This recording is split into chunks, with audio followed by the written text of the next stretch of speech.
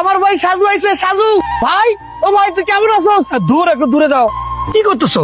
এখন আমি শহর থেকে আসলাম, কাদা ঘামে তো আমার জামা কাপড় ভরে যাবে। পাগল নাকি তুমি? তত সব মাঠে যত কাদামাটি নিয়ে এসে এভাবে কেউ হুট করে জড়িয়ে ধরে?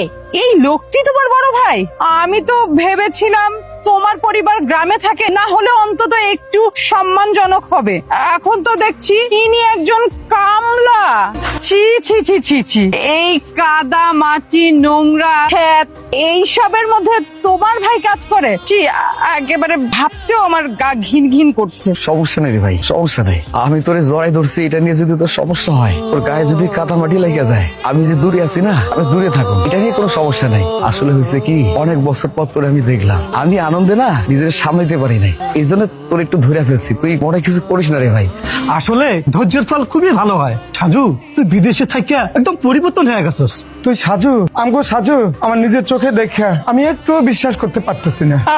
এত কথা এখন আর ভালো লাগতেছে না। বিদেশে থেকে হয়তো একটু পরিবর্তন হয়েছি, তা নিয়ে এত কথা বলার কি আছে? তুই রাগ করিস না। এতদিন পর তুই আইসস, তোর চাচা তোরে দেখা কেমন আবেগে হয়ে গেছে গা। বাজান, ওনারা কারা? আমি দেশে ফিরেই বিয়ে করেছি। এ আমার ওয়াইফ, উনি হচ্ছে ওর বড় বোন, আর ইনি হচ্ছেন মামা।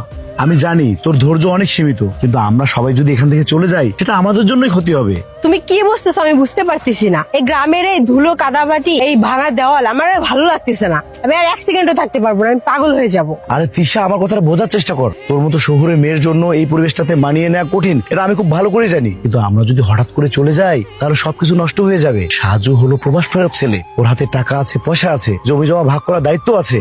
আমরা চলে গেলে তো চলবে না, আমাদের সুবিধা হারিয়ে যাবে।